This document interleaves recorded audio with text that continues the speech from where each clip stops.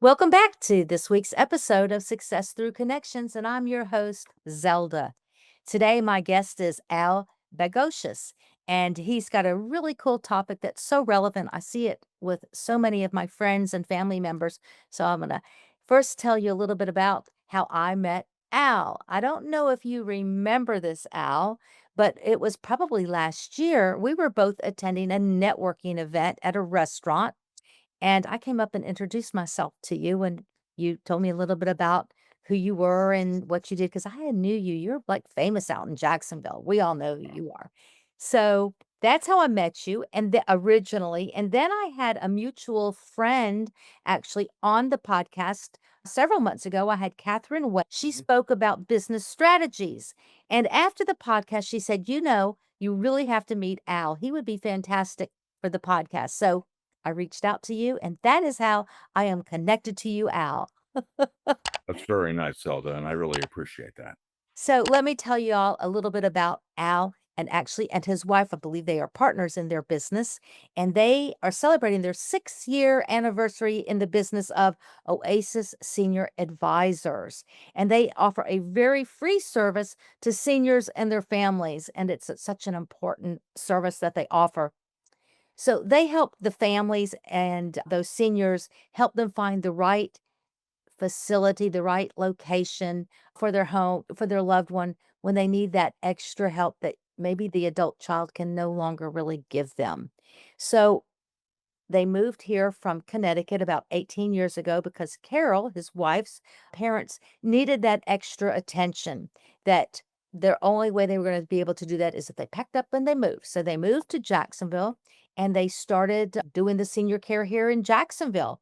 And so it became a passion of theirs. And they love helping seniors and their families and they go that extra mile for those families to help them get into the right facility to make life a little bit easier for everyone. I think I got that about right. Would you say, Al? That was wonderful. Thank you. So, Al, what you offer, I see it happening as a baby boomer. We see our aging parents struggling and we see the adult children struggling because oftentimes we're trying our best to be the caregiver. And so they move into our homes or maybe they're living alone. How do you advise people to give these adult children who are juggling their careers because we're still working and juggling the caregiving from maybe a distance from another facility? What kind of advice do you give them? One of the key points is learning how to communicate to your elderly parents. All too often, adult children don't. And when they do, it's a kind of talking down type of situation. And then you have like a clashing of both the parents and the adult children. So I offer even coaching the adult children of how to communicate to your mom and dad. Too often that's lost. That's lost in the translation. So I think that's really important. I think overall, what I do or what Carol and I do is offer peace of mind for the adult children, take the lead, navigate what the next best step is for their mom and dad. Sometimes it's very frightening. And so I spent a lot of time connecting with the families to make them feel comfortable, earn their trust, and we march on from there. And Would you say, Al, that maybe it's 50-50 or not that, but that it's usually maybe the adult child that's concerned with starting this conversation, or maybe it's the parent that needs it that's having a tough time trying to convey that message? there's an old adage out there that goes back to the older generation than yours and mine, and that is not to decide is to decide. So, what that means is they're going to put their heads in the sand and they're not going to make a decision. They want to stay home no matter what, and they can't see beyond what may or may not happen. And many times I give talks to adult children, and we'll be in a room and I look outside of the window and I see all these BMWs and Mercedes and all that. And I ask the adult children, what's your most important asset? Well, your mom and dad. And they'll say their pension, their money, their house, this or that. And I shake them down and I say, your parents and your most important asset is your parents' balance. You can have all the money in the world, you can have all the golden plans of your retirement. You're not taking care of your balance and you have one terrible fall and you wind up in a hospital and then you wind up going to a rehab center, not of your choice, but the one that has an open bed. Yes. That may not be a pretty place. You may be so disappointed in the ambiance, the food. You start copying an attitude. You're not drinking water like you should. You start forming a urinary tract infection. Sepsis sets in, and You go downhill. final comes a lot sooner. So balance is so critical. I'm almost on a ministry in saying that. Walk, do something. Mom and dad shouldn't be sitting in front of a TV. There's so many activities to get involved with. Help them do that. Okay. That is such fantastic advice, and I'm taking heed myself of that because Yeah.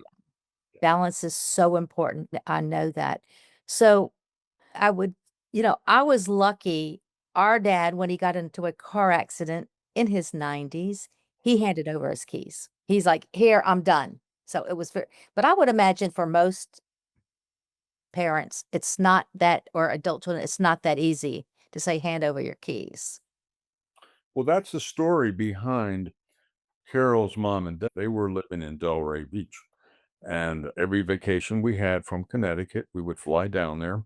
And there was a Seinfeld s- scene where he's laying down in the bed in his parents' house in one of those pull-out beds, and there's a bar underneath, and it's very tortuous. And that's the way we started out seeing them. And then once her dad, he had macular degeneration. So many accidents, the state police took his license away. Yeah. His mom had neuropathy, and then he could not take her to the hairdresser on Saturday morning. So they were both going to be relegated to a life of misery without the car, things of that sort. So that's why we did move down to Jacksonville, where Carol's brother lived, and got him up here. Gotcha. That was the right thing to do. It is. And I know firsthand, Carol and I know the firsthand of pain of where do you start? Where do you look? Um, What do you believe you're hearing at these senior communities when a sales and marketing director tells you how great it is? Okay. yeah, I wanted to ask you a little bit about that. It's like, can you walk us through a typical situation of what should you, when you're getting a little ahead of myself, but when you go to these facilities and they're showing you all the beautiful things and all that, what are the things that you should be looking for and listening for? Okay. And maybe even the questions you should be asking? Absolutely. So a lot is a lot of a lot is said without saying a word. Okay. First and foremost. So when if a family's going to go on a tour without somebody like me, see how that sales and marketing director interacts with people that are the residents. If they Mm, just whiz by and they don't say, "Hey, Margaret, how you doing? Bill, how's your son doing?" Then there's not a connection there on the part of the sales and marketing people, and that may permeate through the entire staff. So when I go on a tour, I schedule the tours during lunchtime. Okay. mm, So number one, yes, an army marches on its stomach, and so do seniors. So if seniors aren't happy with the food that's there, they're going to be extremely unhappy. So they get to test the food. We're sitting around with other seniors. I ask point blank, what do you like about this place? What are some things they can improve on? Straight out. So that they realize, well, I want everybody to realize that no place is perfect. right. But when you can talk to a senior who's a resident, without the window dressing of sales and marketing, you get the true feel of what that place is like. And that's really important. One of the things, and this goes back to people who are thinking about this, one of the things that my seniors that I'm working with always hear from the seniors during lunch that live there, those seniors are saying, I wish I would have done this a lot sooner Wow. because they probably did it when, all right, they fell, they can't do very much, they're relegated to assisted living. But there's a lot of opportunity to get in there into a senior community when you have all your faculties and your mobility and really enjoy life. That's why there are senior communities, and the mentality that our parents had, you walked in and you could smell the smells in a nursing home. That's not what senior communities are like anymore. It's quite different. We adult children in the baby boomer generation are really challenging senior communities to Mhm. rise to the occasion and be very amenable to the individual needs of seniors. So, a lot of activities, a lot of cognitive challenges to keep people engaged. Yeah, I can tell you that, like, I make it no secret. I live in a 55 community. My sister and her husband, they came here because they said, hey, they have a lot of activities for us. And so it's not senior living, but it's, a 55 community. Again, it's all about keeping your brain active and having activities to do. Yeah, there's all of that. So what are some subtle signs that a senior parent is no longer safe and thriving in their own home? You know how you take your parents out to have a meal, you go to the Outback and they have a little clamshell doggy bag container. You see them on a Saturday night, you put the container in their refrigerator, you see them on Thursday the following week, that container is still there. Oh, Okay. So now we're talking about food poisoning. yeah. Okay. So now your parents are forgetful about food that's in the refrigerator, open it up for some nasty bacteria. That's one thing that a lot of people overlook because you try to be generous to your parents, you give them some extra food. You don't know whether they eat it, and when they do eat it, it may be in a later state of that food being good. So, Hey, they could have trouble just opening the containers. oh god, yeah. Like, "Hello." That is so true. So yep, that is So how did obviously Al, what does your company do? What do y'all do to help the seniors? Especially, like, I would think a lot of out-of-towners, but even what exactly do you do? what we do is we do a discovery of what the seniors' needs are and finding out what their likes and dislikes. What are their care needs? What kind of care needs do they have? What special arrangements do they need?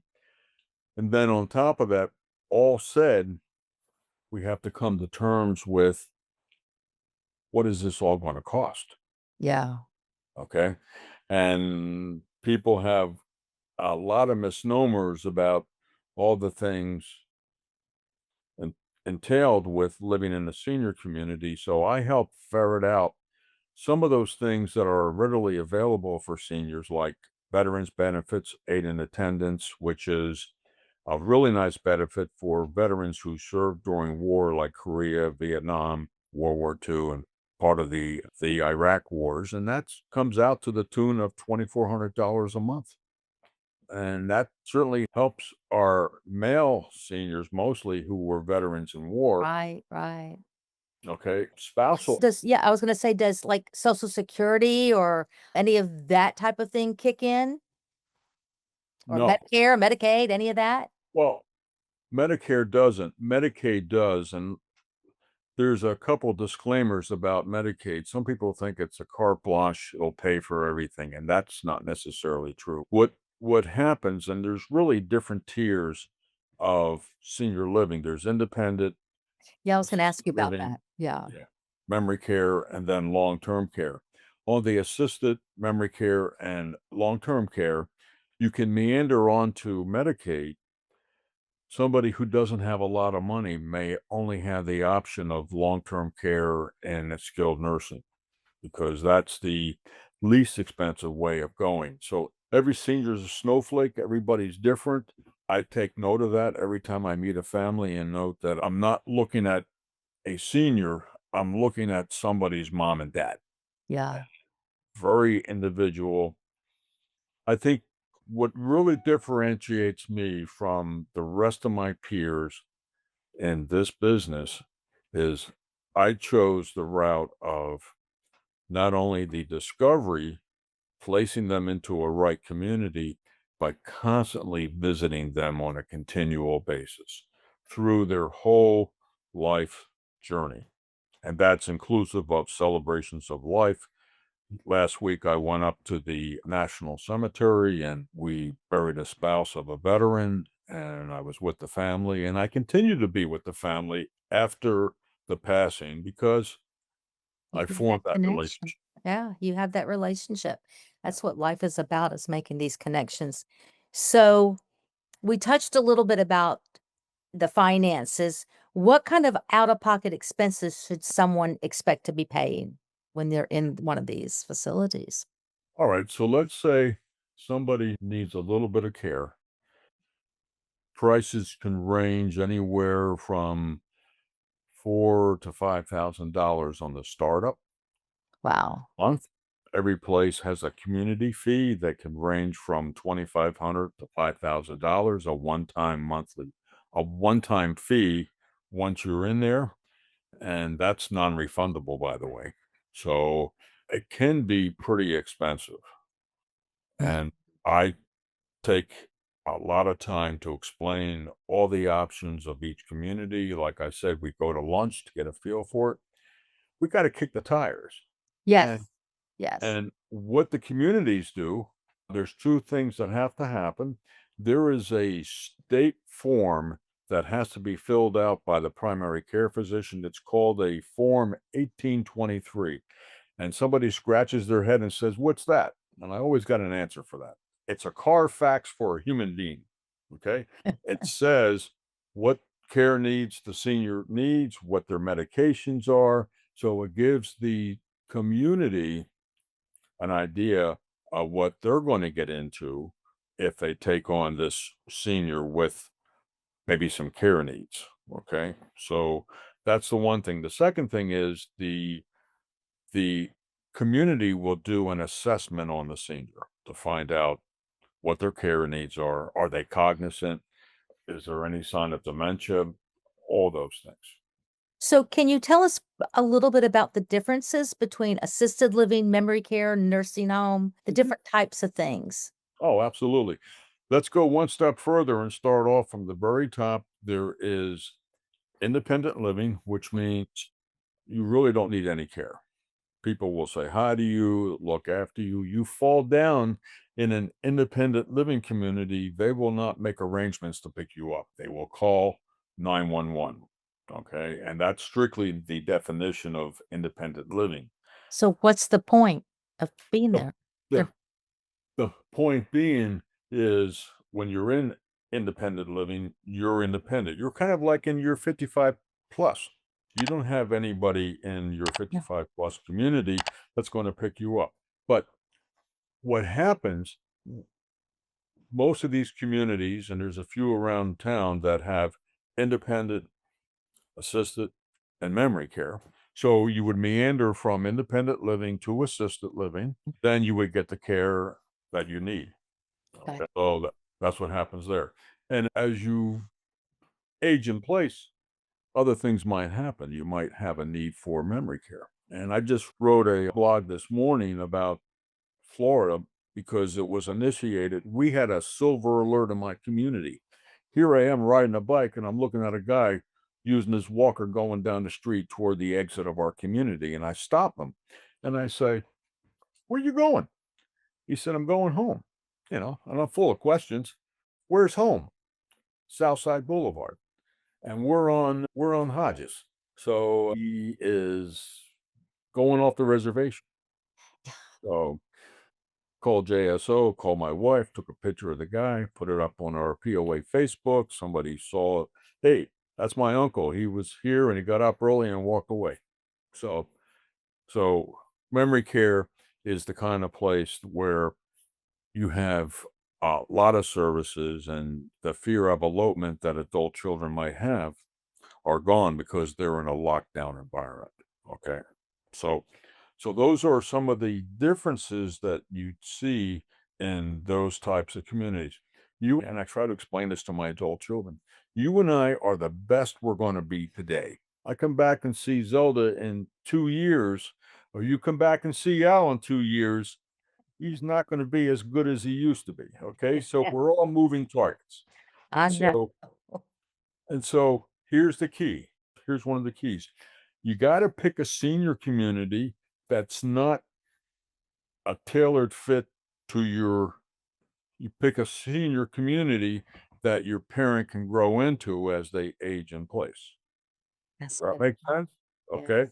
Yeah, you can get a nice one with a grand piano, very independent and whatever. They have one fall and all bets are off. You know, I had a conversation with one of my children very recently, and I said because I'm watching them with their mother-in-law, and I said, "When and if I get to that point of needing help, I wanna go to an assisted living facility," and they were like, "Oh, no, you'll come stay with us. We're gonna take care of you," and I'm like, "I don't want y'all to take it," and it was almost like an argument. It was like, I think it's the children, they feel guilty.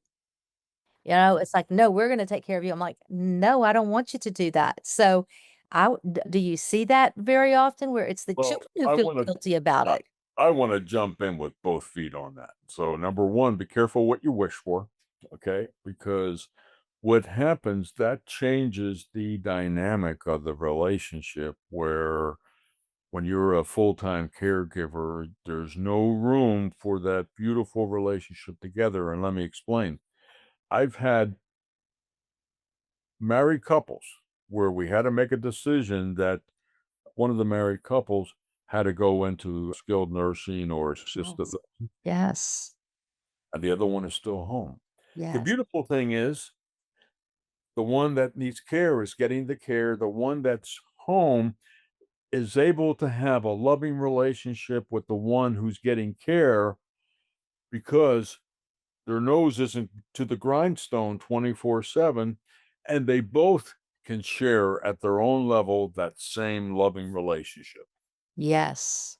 So, I mean, that certainly makes sense. And like I said, be careful what you wish for because those things tend to be disastrous. And, somebody has their parents at home and they got to go to work and come back. The parents have fallen. Nobody's checking up on them. It's very tragic. So, Not to mention the toll it takes on them. I mean, I've watched my sister be a caregiver to our father, and it was tough. It was very tough, and I was able to help a little bit, but she took the brunt of it, and it was rough, and I've seen many of my friends do this with relatives of theirs. They're the caregiver, and it's more than a job. It's rough. It's rough. It is not something you want your children to be no, going no. And it doesn't help either parties either. I mean, through.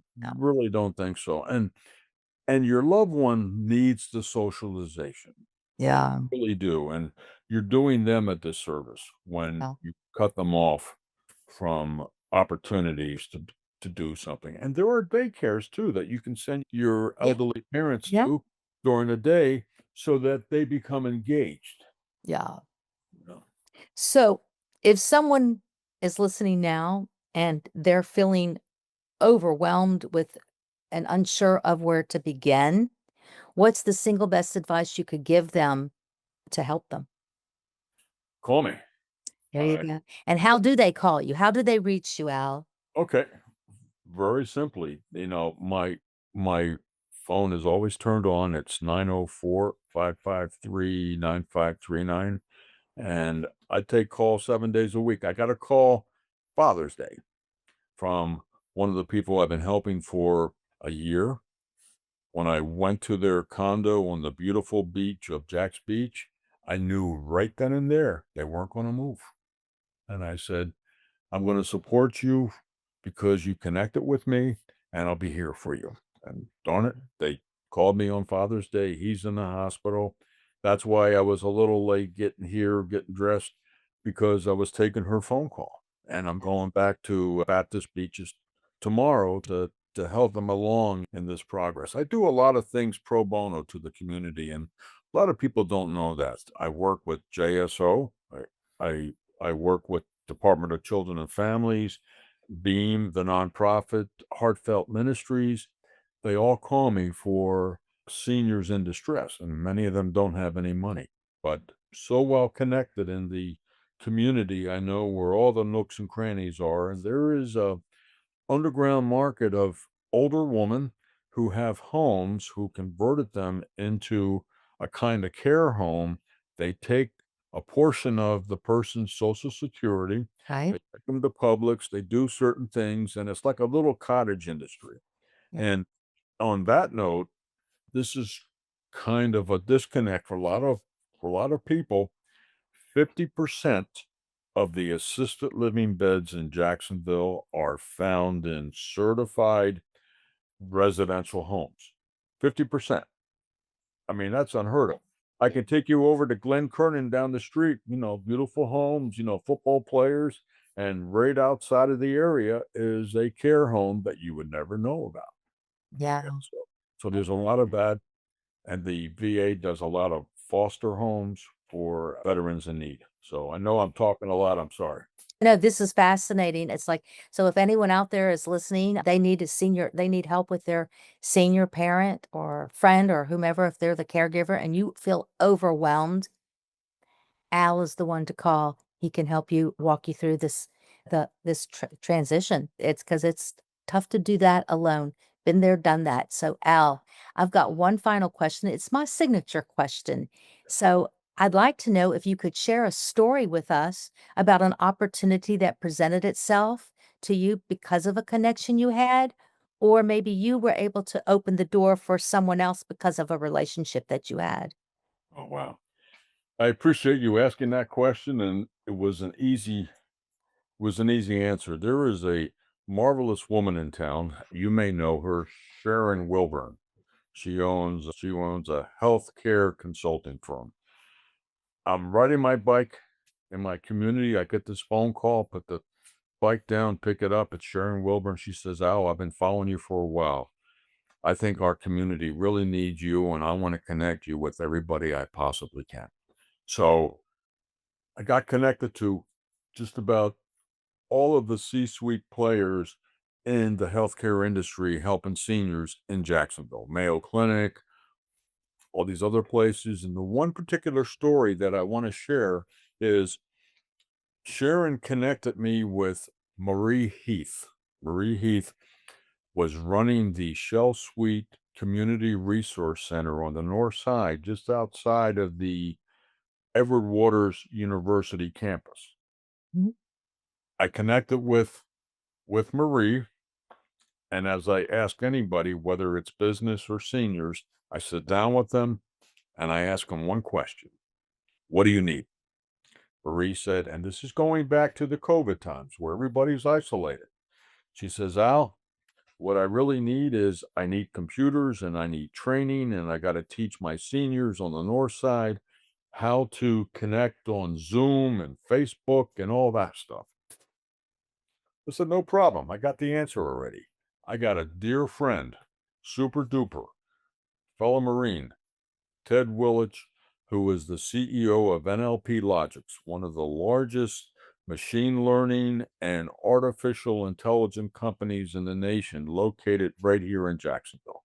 I called Ted and I said, Ted, I need your help. I need you to help the Shell Suite Center get up and running on training programs for seniors and help underwrite the cost of laptops so that they can do full wide training. He came through with computers. He underwrote the training because they're so close to Edward Waters University. He took one of the students, made him a part time employee. Now he's full time, and he has added programs at Edward Waters University teaching artificial intelligence and machine learning.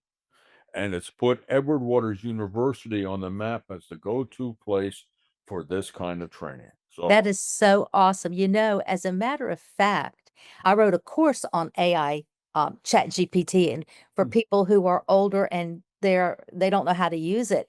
yeah, And I was just asked this morning by someone if I would come and speak to their group. It's retired people who don't know how to use it. And they said, "We know you have a course, Zelda. Will you come and teach our group how to use Chat GPT or any of these chats for our personal use, not for business?" And I'm like, I would love to do that. I use it all the time in my personal life. yeah, It's like I use it for so many things, party planning and travel. There's so many ways you can use it. So yeah, that's a great story. A great story.